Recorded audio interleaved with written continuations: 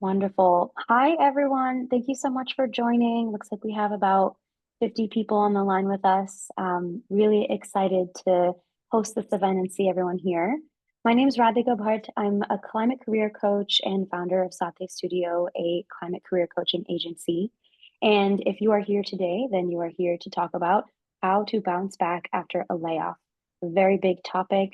Many people have been affected by layoffs, not only in the federal space, but across the climate industry, tech industry, social impact in general. So we're here today to talk all about that. I'm joined by panelists Joe and Kyle, and this event is put on in partnership with MCJ. And so, Lauren, I want to kick it over to you if you want to tell us a little bit about MCJ first. Yeah, hi everyone. My name's Lauren Miller. I run talent and membership at MCJ. We are a climate venture firm and we are also a climate community. We have about 100 portfolios that we've invested in and support in the climate and energy space. So if you're interested, we will be sharing a follow-up email to this event, and there are quite a few free resources that we have as well, even for non-members. So happy to help. Yes. And this is a monthly event that Lauren and I have been doing together. It's called Career Advancement Series, plus my event series called Regenerative Roundtable. And the purpose of these events is really to bring people together in a regenerative and community focused way around really helping people advance their careers in climate and social impact and in places where they can really build a better world. So, some quick housekeeping. Please note that this is a meeting, not a webinar. So, please keep yourself on mute. There will be time for Q&A at the end. And with that, I will go ahead and introduce our incredible panelists.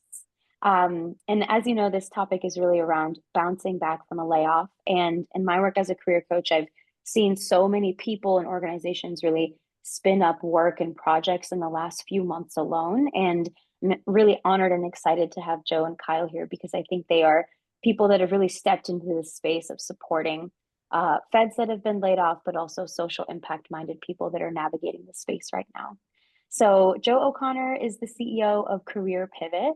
Him and his team help guide a community of professionals, mostly with backgrounds in international development, social impact, and the federal workforce. They help guide folks through career transitions amidst all the turbulent changes and kind of challenges in the industry right now. His leadership approach is grounded in empathy, curiosity, and collaboration. And his past experience covers over a decade of providing training and project management support to contracts with the State Department, Army, Navy, and USAID as well. Kyle Dietrich is the founder of and executive director of Grounded Idealist, an organization that empowers changemakers to continue serving. Kyle is an international development leader, social entrepreneur, and trauma informed leadership coach. And he brings all of that into the work with Grounded Idealist. He has 25 years of experience implementing peace building, humanitarian assistance, and learning development programs as well, and is very dedicated to community healing and transformative social change in this day and age as well. He's also worked with USAID, Peace Corps, UN Peacekeeping, and a variety of social impact organizations as well. My background is also a little bit in the federal space. I worked in the government for 8 years before pivoting into the career coaching space as well.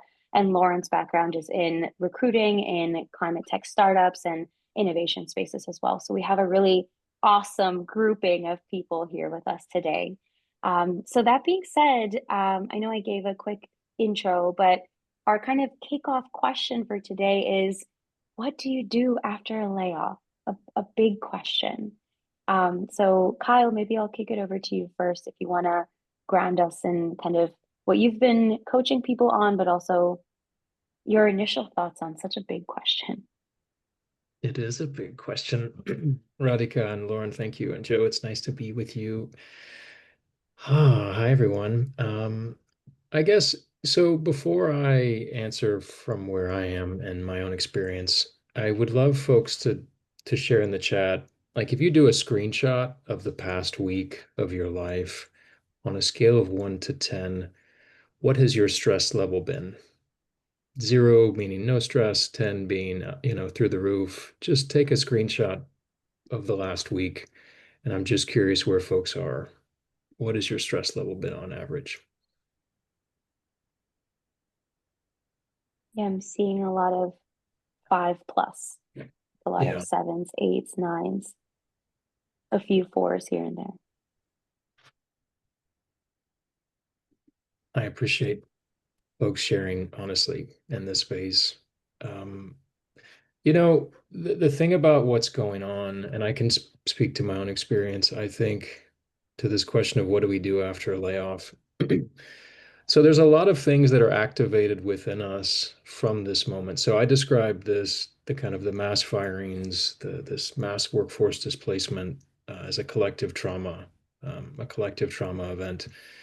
And so I think for all of us, particularly given the high numbers that everybody's just put in there, we all have a context of grief and loss and trauma, and some of it's collective and intergenerational. And so when these things happen, they activate other things that are already within us, right? Whether you've been through a job loss before or you've lost and are grieving other kinds of loss of people, there's a swirl of anxiety and trauma and uncertainty, heartache. Just we live our lives based on a certain amount of things holding constant, like essentially casting a shadow into the future.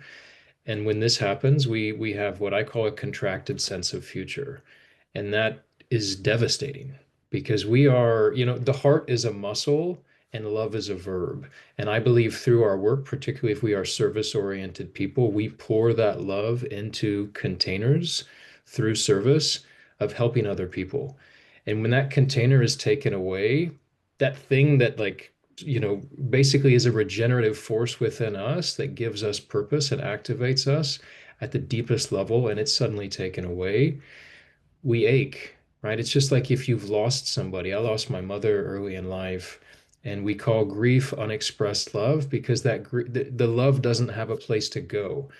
And we have to recognize that within work, in the context of deeply meaningful, purpose-driven work, that's the case too. So it is a form of grief. And so the first thing I would say, while we have to do all the practical and tactical things of like figuring out benefits and like looking at our real financial reality and runway and applying for jobs, particularly if you're on unemployment because you have to legally, I think the first thing is really to just slow down. There's a lot of deep processing that has to happen.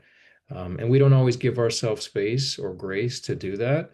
Um, so happy to talk a lot more about what we're doing, but that's just the first thing I would do is just take this as an opportunity to deepen your own self-contact with where we are, because those parts of you are going to inform how you move through this moment, whether you have a growth mindset and see it as and you don't have to every day. Like I'm angry and there are days I feel a deep sense of possibility and others I feel a deep sense of pain.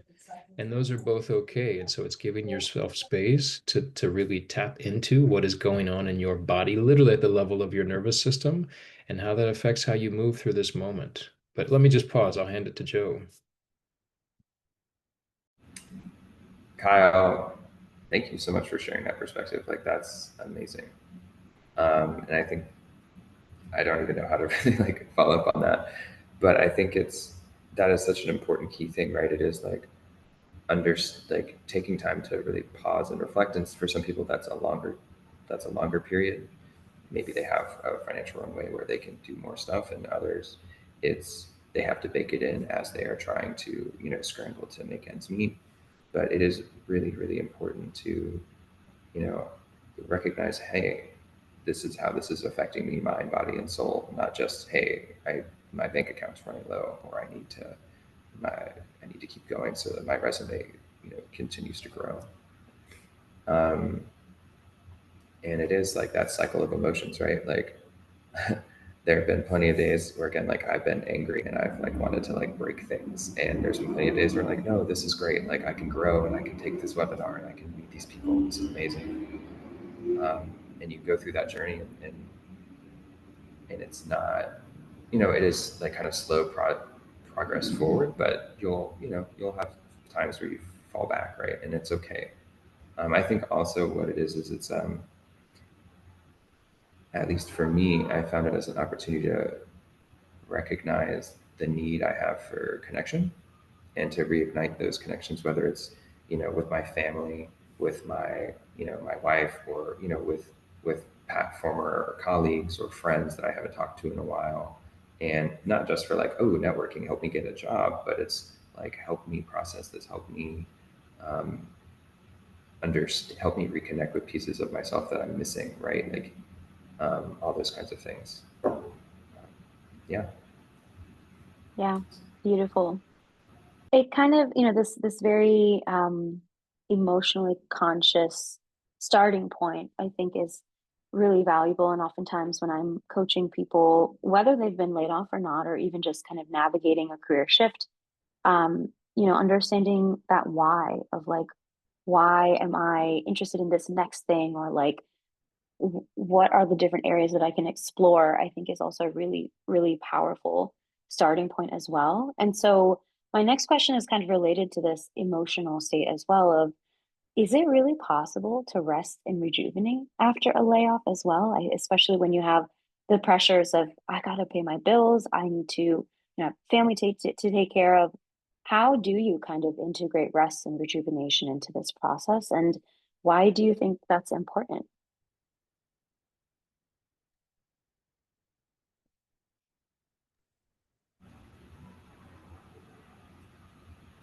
I'll go ahead.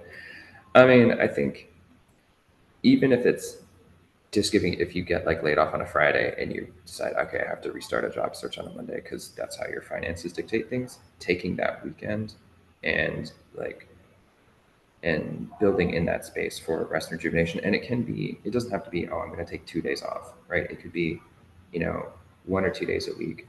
I'm going to go to a yoga class, or I'm going to talk to my priest, or I'm going to just sit in nature, make sure I go out for walks, right? Thinking about like the ways you can integrate that kind of stuff into your new schedule, your new routine. For me, I think I push back a lot on the traditional job seeking advice that says your new job is to find a job and you have to spend 8 hours a day applying on jobs on LinkedIn. That is really toxic because none of us actually really thrive sitting on a computer for 8 hours a day doing the same thing over and over again. We didn't like that in our before jobs anyway. And so it is thinking, okay, how can I reshape this and integrate that wellness into it? Maybe I'm going to take all my networking calls on walks around the neighborhood. Maybe I'm going to, even though it costs money, I I get such a value out of that yoga subscription that I'm going to keep paying for it. Maybe it's, I'm going to, my friends and I aren't going to go to happy hour every week, but we're going to have a rotating, like, friends dinner every week or something, right? Wellness and rest looks like a lot of different things to a lot of different people, but it is incredibly important.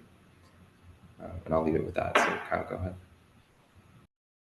Thanks, Joe.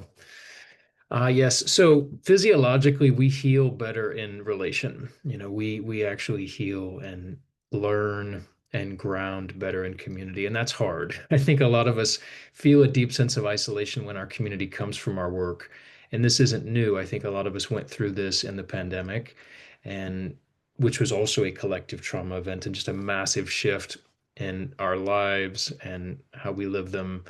Um, from my experience, this idea, is it possible to rest and rejuvenate after a I don't think it's possible not to, because I think one is you have a lot more time. And so, it's again, the pandemic for me was like a forced timeout. It's like, okay, everybody just, and it was a devastating and awful thing that also gave us a chance to really like revisit a lot of our patterns, our relationships, our priorities. And so I'm going to answer, but I also want to ask a question because I want to ask questions to get to know it. So if everybody is really honest and puts in the chat on a scale of 1 to 10, how happy were you in your last job? If you've lost your job, and be really honest, how happy were you in your last job on a scale of 0 to 10?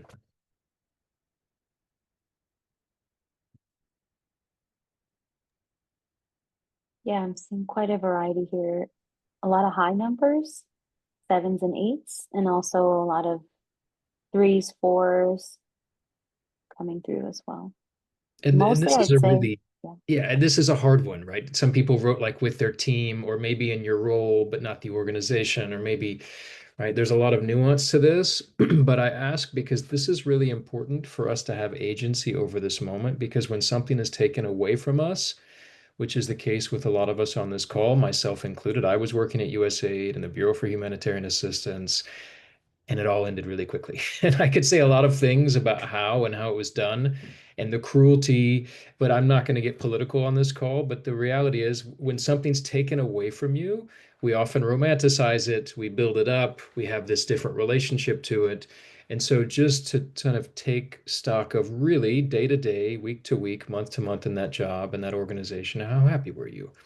And the reason I asked this question is because I invite us to slow down. This is an invitation, even if it's an unwelcome invitation. This is an invitation to hit refresh on our dreams.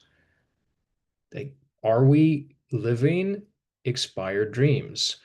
Are we implementing past decisions that made sense, but maybe we kind of like through inertia, we're growing in some ways, and in other ways we were wilting. And that's okay. That's life. And this is a chance for us to really take stock of that. So, what is possible now? How do we do the work to process and to heal, but to really slow down enough to have a sense of what is now emerging in me, what is growing and becoming in me?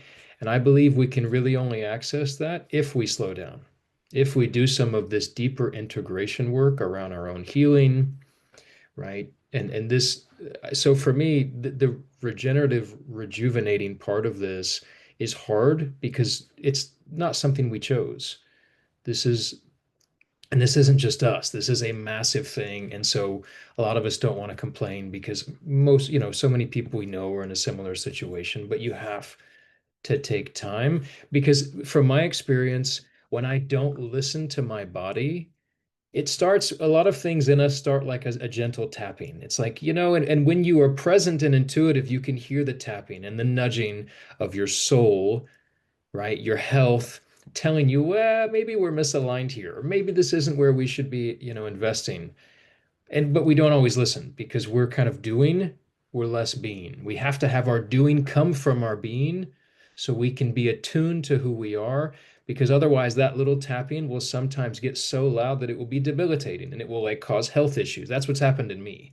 Is when I didn't listen to it, I got physically ill and bedridden and was just so misaligned in my life. And so, here, on top of the collective trauma, on top of the acute trauma of your life and losing a job and a livelihood, there's like real mental and physical health risks if we don't slow down and change how we approach this moment. Yeah, very powerful. Joe, Could do I you want to ask? add anything? Yeah. Yeah, I was going to say, Kyle, you touched on this a little bit, and I think taking the pause allows you to really understand the like ask the question like what's here now, right? Like it's not a question that a lot of us ask, and it's like, okay, this is what's here now. What is trying to get my attention? What's push? What am I running away from? What's pulling me in a new direction? And again, it's like, yeah, like you talked about, what are these decisions? Why am I making these decisions? Why am I trying to do this? And it's like, oh yeah, I thought I needed to do that because 2 years ago, like that was the thing, but like, or like 6 months ago, that was the plan. And those plans don't exist. And so it's like, kind of moving past that and taking like a real look at, hey, what's here now for me? Where Mhm. can I go? What, now that I have this 40, 50 hours of extra time in my life, and I don't have to get on Zoom every day, and I don't have to run Excel sheets and do whatever else I was doing, what is available to me? Um, and you don't have to have that answer now. And that answer can change multiple times as you're moving through it. But um, being able to let yourself explore and without any judgment. And like sometimes you maybe want to mourn stuff. Like so like I lost my job at USAID and I had just started feeling like things had been in alignment. I was like, I can see a path. I'm gonna do all this stuff. And I was so mad in March and April to the point where I almost didn't take a job because I wanted to just go and like burn down the world. And then I was like, and I actually had a coaching session with someone and I was like, help me understand like how to move through this. And that was the question. It's like, what's here now? And Mm. that allowed me to really accept, okay, I, this that path is no longer available, but I can move forward in other ways. Can I, so I'll answer my own question, but I also want to ask questions because I'd like to hear from what's going on in the energy in the room. And so I'm curious, to the extent people are comfortable sharing, what has become clear to you during this chapter? What have you learned about yourself during this chapter?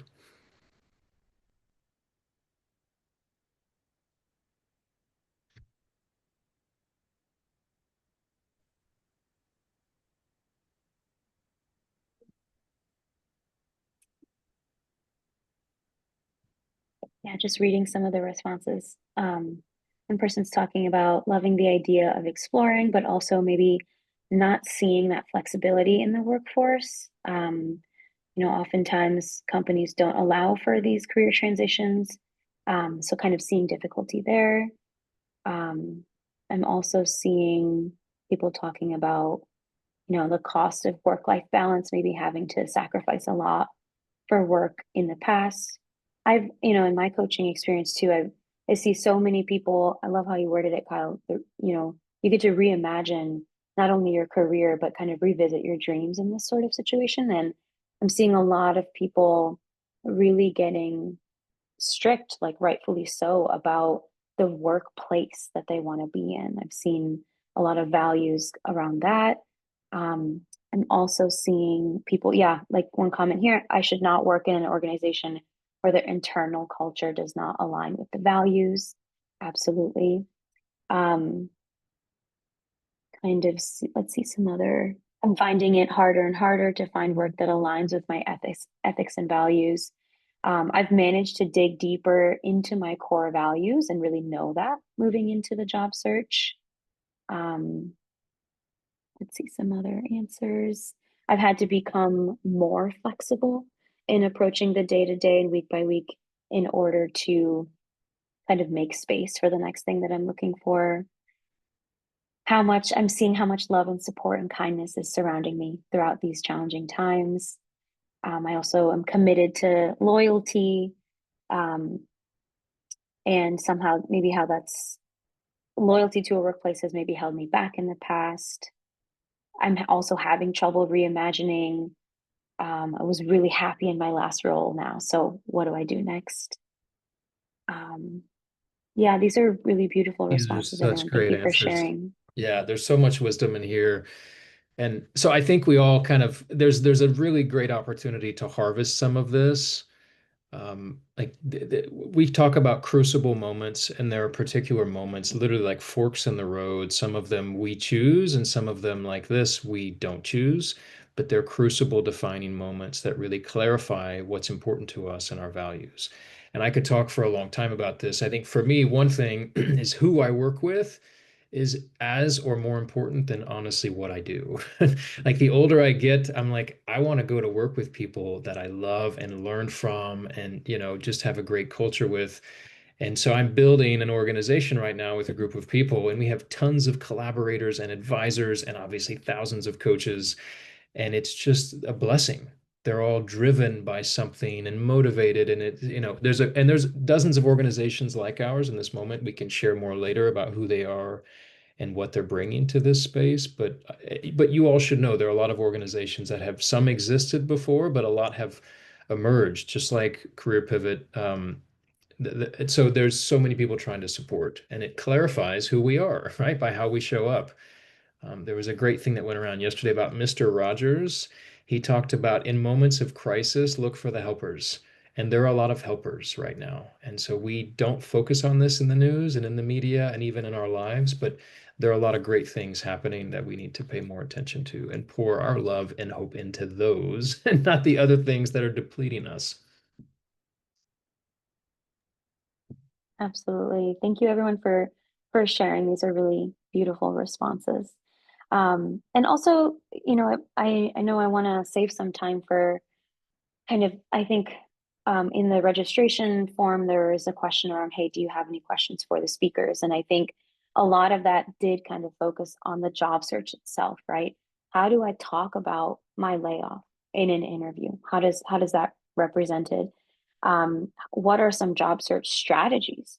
I think the big question, when I've worked with federal employees that have been laid off, I think the big question is, how do I stand out when there's thousands of other people out there in the same position? So, Joe and Kyle, you've been working with so many incredibly talented people that are now in the work, in the job search.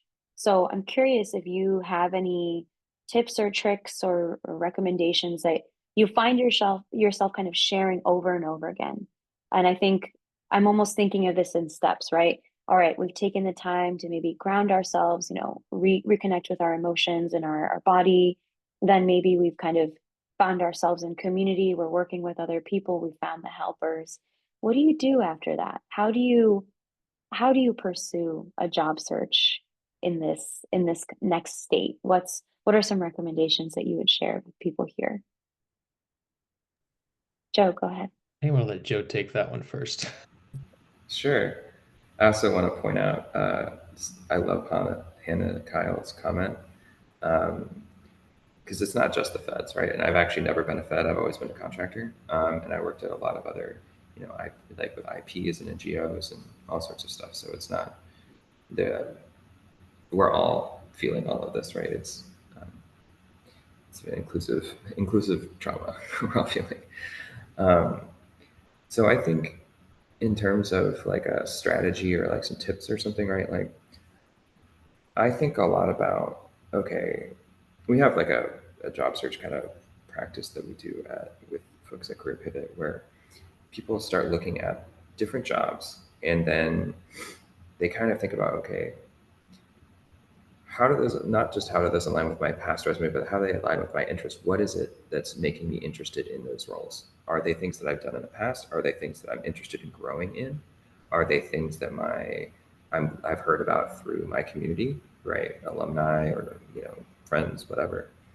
And then thinking about what kind of skills that I need to develop around those, and who can help me learn more about it, right? And I think a lot of people get really turned off by the word networking. And I think for a long time, people think of networking as just like cold outreach, like, ooh, get me a job. You were my alumni. We went to the same college. You don't know me, but it looks like you have a job at your company. Please give me that job. That'd be great. That's terrible. Don't do that. But it's more, hey, you're working in a space I'm interested in. I'd love to learn more about it. Do you have 10, 20 minutes to talk about it? And maybe you have a friend who knows them or a past colleague that works with them and you have to make the introduction. But like those conversations are really going to get you more insight and it's going to build those kind of organic relationships. And then I always also think about a lot of the ways you can kind of get your name and like people say brand, but like your name and like your ideas into the minds of other people before you actually apply for a job. And I think a lot of people go like with writing, right? Like if you're an experienced professional, you have wisdom and thoughts to share about the industry that you were in. And so sharing those, whether it's through conversations, whether it's through like LinkedIn posts or getting on webinars and talking to people, who knows? There could be a hiring manager here that's on the call and they listen to this and they're like, wow, I've never heard of Kyle before, but we've got a position that I think coming on that maybe we want to talk to him about or something, right? And then you can kind of skip some of that, just cold applying kind of issues you get where you get stuck in the queues and the ATSs. The other thing I also like to think about, and this is more of a tactic in the actual conversations with recruiters. Yes, you got laid off, but the company, for the most part, doesn't care about your past story in terms of the trauma. They want to know about how your past experience, how they can leverage it to make their organization, their work better. And they also want to know less about what's pushing you, like what you're running away from, or what's pushing you in one direction versus what's pulling you towards them, this role, this company. And so those are the things that I always tell people to highlight in the conversations, right? Like why is it that you're, applying to this role? And if it is, oh, they have really good benefits, that's probably not going to be the key selling point in that conversation. But they're probably, hey, you're doing this work, or my friends worked here for a long time and they've talked about all this good work that's going on, and like I have skills that are X, Y, and Z, and I've done these things and they align. So it's kind of editing your story a little bit, and it's not to say that like things that happened to us or the work that we did before that maybe isn't as relevant to these positions did still happen. You should still be proud of it, but it's not the conversation. It's not appropriate for those interviews sometimes. I'll kind of leave it at that for now. Happy to let kind of take, kind of react. Yeah. So much here. Um, I do want to name, I think it was Hannah's point. So I was a contractor. I was an ISC embedded within USAID. And I get so mad when I watch the news and I see these numbers about the number of people who've lost their jobs, and they only talk about federal, and they don't talk about contractors or implementers or university researchers who've lost grants or multilaterals. The UN agencies are getting 20 to 50% budget cuts. And I mean, it's just hundreds and hundreds of thousands, all the local organizations around the world. I mean, it's so much bigger than what we're talking about, and the impact, not just on jobs, but on lives, livelihoods, everything else. So we have to keep adding more nuance to the story. So there are a lot of ways of answering this. I don't know, Radhika, you can kind of steer us wherever you want to go, but I think the first part is, first, you need to own your story. Don't apologize. Like, you have, I can't generalize because I don't know everybody's background on this call, but my assumption is most of you have lived lives of service, deep commitment to important social issues. You've navigated complexity. Maybe you've had leadership roles, worked with diverse stakeholders, worked in sensitive environment. Like, you have really, really great soft skills, hard skills that are highly transferable. But I think you have to get really confident in your own story, not going in from a position of weakness, but of deep strength. If they don't, I mean, again, private sector, tech, philanthropy, all of these, local government, they're going to sort of learn quickly, if they haven't already. The amount of talent available right now is unparalleled. I mean, we're literally losing an entire generation of public service talent, which is an opportunity if we want to see it as that. And it's going to take a while for obviously all these people to find meaningful aligned jobs. But look, there are a lot of great resources that exist. There, like this, there are groups that do master classes and workshops on everything that and most are offering for free right now. And so whether it's AI or working with recruiters or networking, I think a lot of what I advise people is first start, I mean, after the kind of clarifying your story, is really clarify who's in your network and what are your existing resources, both human resources and also your inner wisdom and inner resources that you can bring to this moment. That's why I say crucible moment. Like, look at the past and those defining parts of your life. What were those things that got you through those challenging times before? Because this isn't the first, and this is a defining moment. And so you have a lot of resilience and agility and other things that you can bring to this, and new things that will be developed and forged out of this. But I mean, there are a lot of practical things. I won't get into all of them, but you can make target lists of employers. You can really, I think networking shouldn't be a dirty word. I mean, I think that's how most people probably get jobs at this stage, given that it's 5,000 people applying to one job. But really thoughtfully generative networking. I would say really focus on how you can help other people, not just how they can help you. Take the longer view of networking and relationship building and be regenerative. Really help others. Every time you talk to somebody, make sure they're introducing you to new people to extend your networking, and also offer and do the same. And then whatever your interests are, keep them moving forward, whether it's volunteering or writing or an internship. I don't kind of, you want to keep nurturing whatever that is, because that's going to keep you going. That is the regenerative force that's going to get you through this. But so there are a lot of tools and a lot of strategies for how to do this in a more structured and organized way. I think it's important to really clarify what your strengths and your values are, as you try to align those. But also, again, hard truth right now is accept that your next job might not be your dream job, or it might be multiple jobs. It might be, driving for Lyft and bartending and this and interning or part-time or fractional work consulting. Um, that's unfortunately just where we are given the job market. I will say this, like we are essentially a canary in the coal mine. Like if you look at what's happening to the federal workforce and mass job displacement, this is sort of going to become the new normal. If we really believe what tech and AI are talking and it really forecasting around mass job displacement in the next 5 years, this is going to become more common for people like experiencing mass displacement around workforce. And so we have opportunities to kind of do this differently and also help others that are going to go through this. Wow. Can I add one more thing too? So Kyle, I think you touched on a really, really great point, and I just want to kind of highlight that more, right? So like for a lot of folks, right, I mean, obviously I don't know everybody on the call, but like you worked in the same space, maybe you worked in the same kind of role or agency or, whatever for like 5, 10, 15 years, right?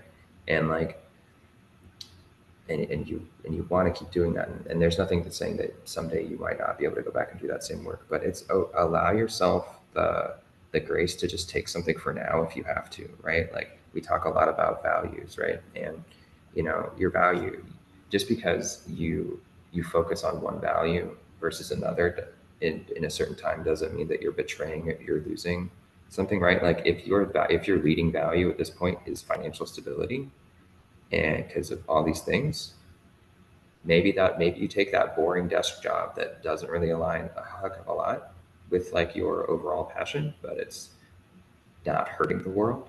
And then you can take all, maybe it's only 40 hours a week instead of the last one, which was 60. And then you can take all that extra time putting it into volunteer work, doing more things with your family, whatever really brings you that. And then, I mean, I've always in my personal life, I've always had a hard time. I've applied to a lot of jobs. I've had a lot of jobs. I'm 38. I've had 38 jobs in my life, and I I've always been kind of weird with the idea of a dream job. I think, and for some people it works great. Some people knew that they wanted to be a doctor when they were 5 years old, and that's what they are doing. Cool. It doesn't work for everybody, um, and and I think just understanding that there could be a different way to go about things and allowing yourself the grace to accept that, even if it's just for now. You could go like, hey, things could get back in 3, 5 years, and you could be chugging away in that thing. But you could just be taking a detour, or it could be a shift. But just a lot of people get hung up on, I still need to do this, I still want to do this, or I'm betraying this value because I'm not working at whatever I was doing before. And um, it's just you gotta see what's here, right? Like we talked about. And so, Yeah, beautiful. Something that this is making me think of as well in a lot of my coaching conversations. And I've been a coach for 3 years now, and I'm like, the job market has not been good for the last 3 years. Like I feel like I've unknowingly or unexpectedly carved out a space for myself as a coach that helps people in particularly difficult job markets. And I'm like, didn't know that that was going to happen when I went this direction. But something that I have routinely been talking about, not only the last 3 years, but even now more than ever, is maintaining and being open to creativity in your job search, right? So much of everything that we know has changed. The job search process with AI and ATS systems, like those things are changing as we know. Interview processes have gotten so much longer because companies have so many options. Even recruiting processes themselves are changing as we know it too. So I always say if you have it in you, or if you have the ability to integrate creativity into your job search, it can really help you find new pathways for yourself. And of course, regenerative networking is a huge one. I always talk about, you can build meaningful relationships. It's not just, hey, I'm looking for a job, do you have one? But actually getting to know people along the way. And in those conversations, if you're really getting into what that person's working on, where their challenges are, what brings them joy, you can also kind of craft a path for yourself to also position yourself as a problem solver, maybe from the consulting lens, maybe from the freelance world as well. So it's almost this, like, if you approach it as one directional, then you're going to get one outcome. But if you open up your ability to see, have different types of conversations, see potential in those different outcomes or in those different conversations, you might be able to move yourself forward in different ways as well. And I'm also a fan, I'm talking like wacky creativity. I'm talking like things that are completely out of the box. I worked with someone a few years ago who was applying for a software engineer role at his like dream company, and he also baked, and he sent the company cupcakes with QR codes on top to his resume, and it got through, and he landed an interview.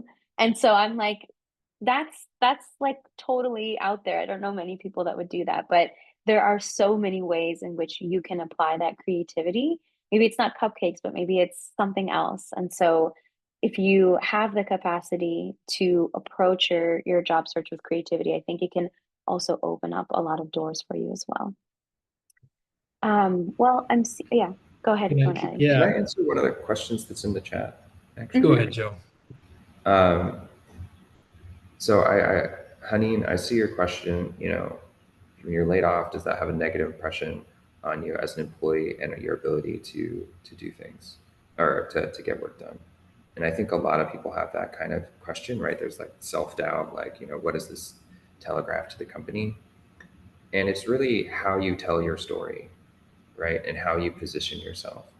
If you are telling a story of, oh, I was a victim and like this happened to me and all this stuff, and that's what you're focusing on, like, then that's a little bit, yeah, okay, like probably not the right person for this job because this isn't the story that's helping us.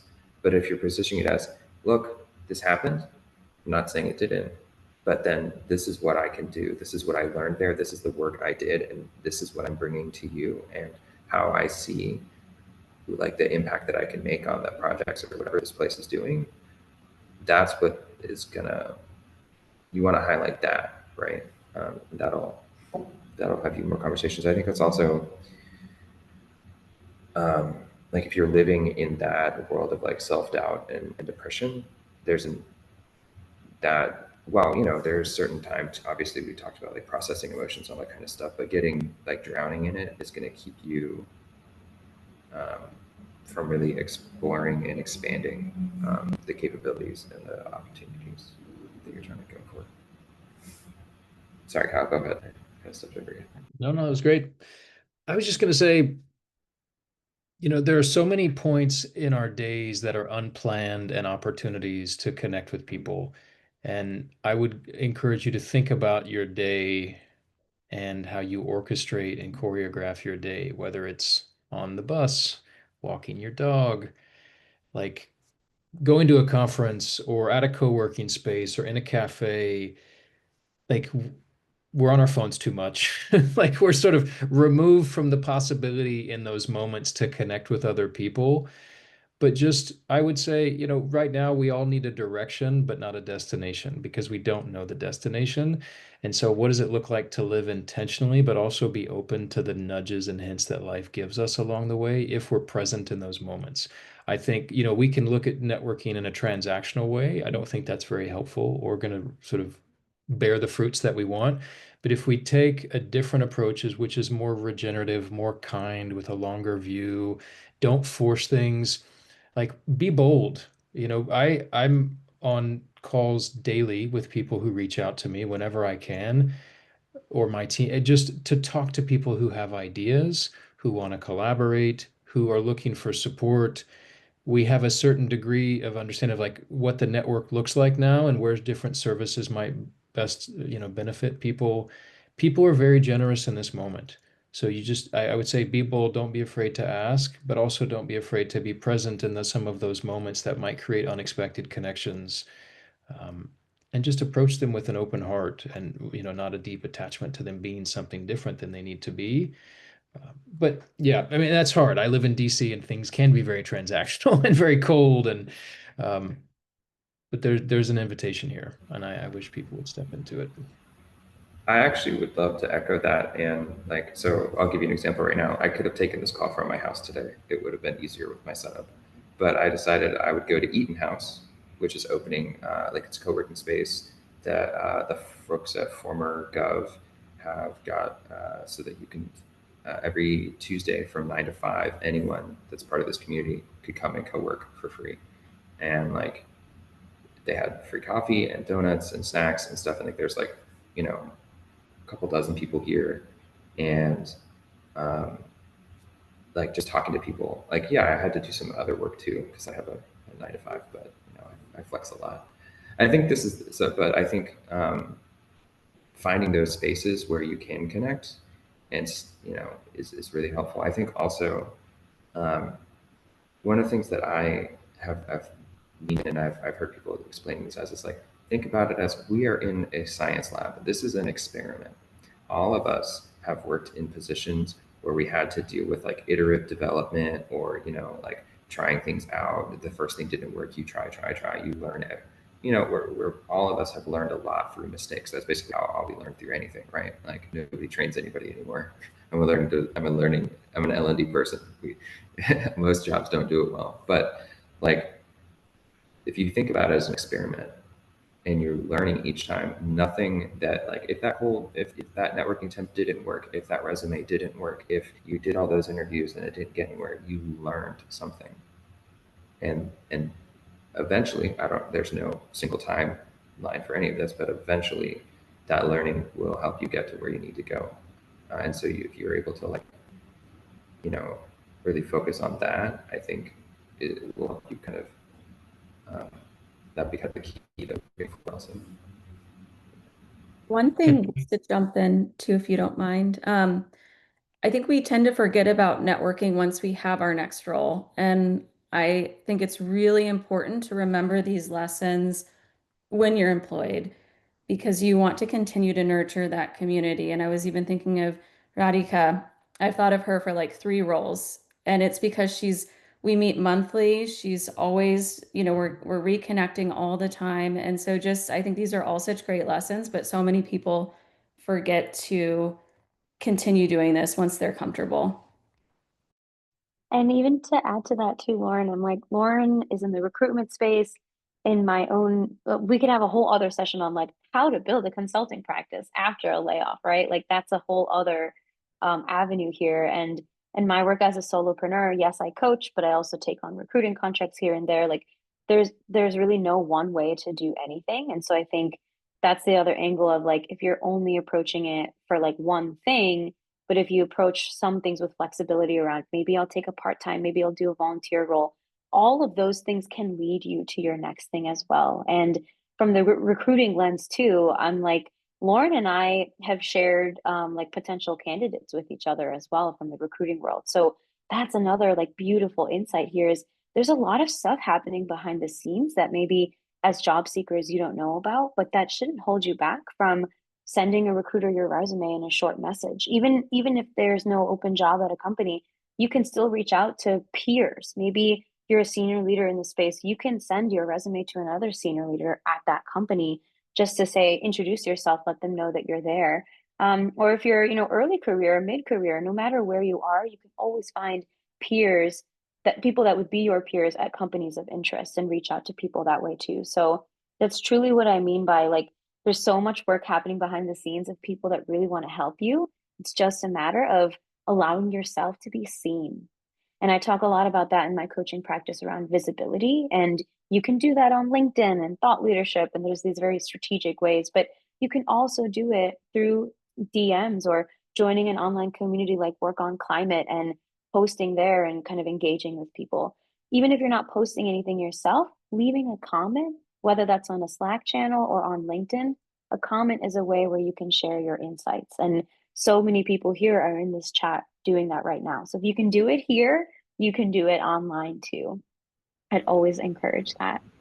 Can I add one thing too? Yeah. I think a lot of us also like we talk a lot about like these professional networks, right? Like we've been talking about, but I think there's also a lot of opportunity that some of you might have already be plugged into and you might not like think about it this way, but like if you're a member of a church, if you're a member of a volunteer organization, if you're like me, I'm on an axe throwing league, right? Like these are people that like I don't talk about job stuff with because why? I'm having beers and throwing axes at a wall to get my rage out. But like there are people there like that I've been working, I've been on that team for 6 months. We have conversations, we have connections. Like if I opened up to them and was like, hey, you know, like, I don't know what's going on. How are you feeling? What are you dealing with? Um, there might be other there might be, who knows how those conversations would go, where they would lead, and they might lead to, hey, oh, actually I'm a recruiter for Deloitte or whatever, right? Like, and hey, it sounds like um, but I think some of us have those networks and we don't think about it in that kind of way because we separate it in our brain. And so sometimes there's an opportunity to take a different approach in those. And then it feels more organic because, you know, you've been going to that church for 6 years, right? You know all the people or whatever. Absolutely. Well, I know we're coming up towards the end of the session, so I want to make sure we're getting to the questions in the chat. And if anybody has any pressing questions, you're welcome to unmute and share as well. But I think one big question I'm seeing over and over again is kind of this question of when. When do I start job searching? When do I start networking? When do I post on LinkedIn? Like, I think I'm seeing a commonality of when do I do this? So any quick thoughts on that?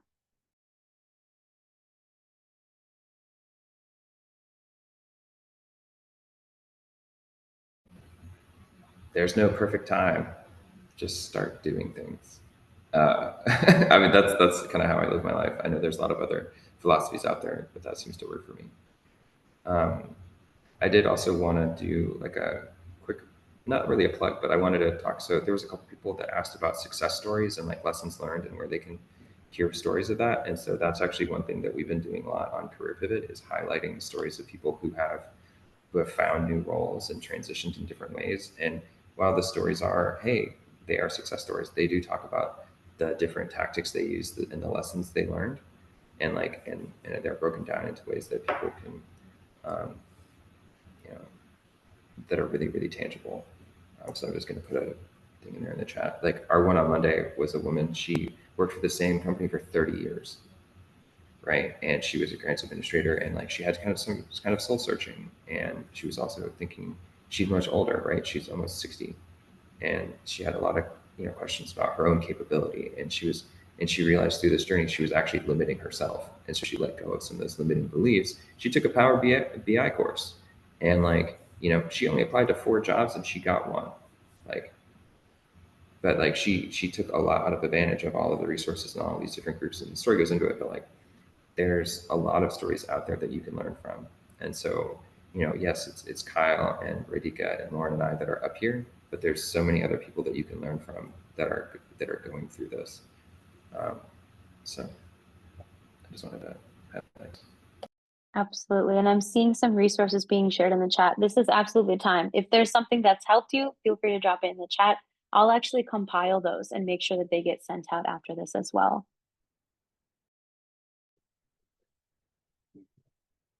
Yeah, I mean, would love to know if there are any other questions. I'm sure there are some I didn't see or we didn't get to in the chat if anybody wants to ask them. But to this question of the shoulds, I would beware of the shoulds in life, the oughts of like, should I be posting? Should I be doing this? You are the only person who knows like where you are and what you need. I do think coaching is very a powerful resource right now because it's not going to impose on you sort of a framework. It's going to help really tap into your own inner wisdom and like create more clarity for you and your life. And so if that is of interest, feel free to reach out to us. We do have thousands of coaches who've really signed up to offer coaching. We have some other programs too that you can learn about. But yeah, I would say back to this idea of being bold. A lot of people are offering discounts or offering things for free or offering scholarships. People want to help, so just be clear about what you need and yeah, just you'll find the right people and the resources. The job is the hardest part. That's the part that people can't promise. Like I can't promise you our coaching is going to give you a job. I can, hope that it's going to deepen your own alignment and sense of clarity and also agency and motivation to move through this moment and with more agility. Uh, yeah, I don't know, Radhika, if there are any other questions or things you'd want us to speak to. Yeah, there's another question right here towards the end around how do I keep the connection alive with the person I networked with? I think it's a good question, whether it's if you're reaching out to people you worked with maybe 10 years ago, 5, 10 years ago, or more recently. how do you keep those connections alive and maintain connection to so many people if you're networking a lot? I mean, I think like we talk, there's like a social networking theories and like the limits of how many people we can actually really connect with. Um, and I think like, there are certain people you're going to want to keep up with all the time, right? And there's other people, yeah, okay, like maybe you check on them every 6 months or a year, like however it works, right? That's just naturally how it works in these kind of spaces. But like, I think if there are folks that you really think, man, I really connected with them. I really loved what they said. We vibed really well. Everything resonated. Make space for that. Follow up with that. They're not going to turn around and say, "Oh no, we talked last week. Gross. I don't want to talk to you again." Like, um, and if you have questions, like you have to give people the opportunity to say yes, right? Like I used to think about they can't say no if you don't ask, but it's the opposite of that is what I've learned is true. They can't say yes if you don't ask, so you need to ask. And this kind of goes along with Kyle's advice of being bold. Yeah, like if people are offering some kind of help, take them up on it. If you have the space in your calendar, right? Like if it sounds halfway interesting, but even if that coffee conversation doesn't go anywhere, cool, you made a new friend. Like, cool, they know you now, right? Like you reconnected. Like there's nothing lost. I mean, obviously, if you have, your personal schedule demands on your time and stuff, but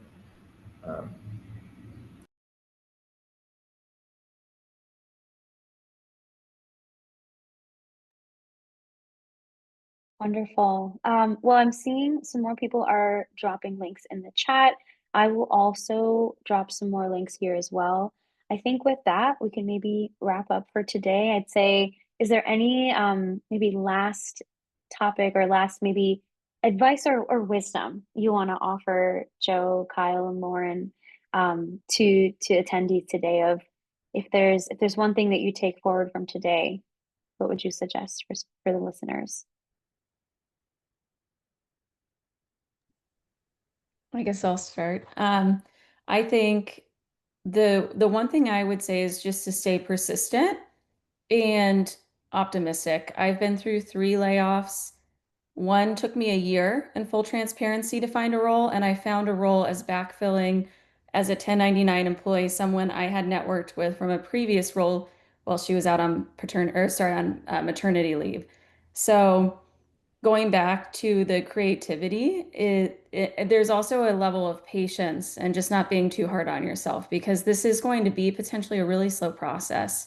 And I know you can have imposter syndrome and all sorts of feelings. And I did take a role in between my previous position and then my current role at MCJ that was not my ideal role at all. And I took it so that I could have the financial freedom to really look for what I wanted to do. And so I think that like the path doesn't have to be conventional either to everyone's point. And that would be kind of my very practical takeaways. Absolutely. Kyle or Joe? Joe, go ahead. yeah, I would want to echo that, right? Like be creative and, be open to new things, right? This is some of the people I was sitting in the room with earlier, like they're starting the woman, Kate, who runs One Aid, she also works at a restaurant. Kyle Steele is a bartender, right? And he does the public value lab, do what you need to support your life and understand, like again, like kind of we talked about at the beginning, right? Like taking a pause, understanding the values, what's here now for you and where you can go. And, you know, yeah, connecting with people in the community, just all of these things. Like this is a long road, right? Lauren said, like it takes a long time, right? I've worked with some people and it's like, yeah, it took them 6 months, 8 months, a year to find something new. And um, you just gotta be patient and open with yourself. Um, Go ahead, Kyle. I'll let you have the final word. I don't know if we lost Radhika. So I'll just reiterate, I think, what I said earlier, which, there's this idea that we have to be honest about what's happening and that the system is cracking. The social contract is fraying. A lot of our values, the things that we have evolved and studied and work our lives to affirm with our lives are they're not guarantees. And I think we have to name that and also name that with cracks comes new growth. That growth can emerge from those cracks. And it's not the external part we need to focus on. It's the growth that's emerging within us.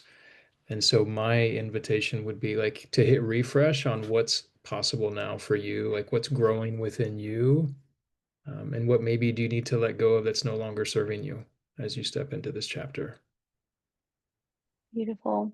Thank you so much. I think my last word is creativity. I think there's no shortage of ways in which we can be creative. So that's my big thing over here.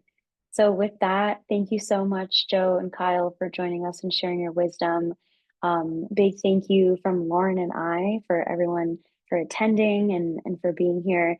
You'll receive a follow-up email from us with resources, the recording, all that good stuff. And please, please, please stay connected with each of us. I think I dropped the LinkedIn. You can always type our names in and find us online as well. So we have a lot of resources for you. You'll see that in the email, but don't hesitate to reach out to each of us as well. So thank you so much, everyone, for being here, and hope you have a good rest of the week as well. Thank you so much. Thank you, everyone. Thanks, everyone. Thank you so much.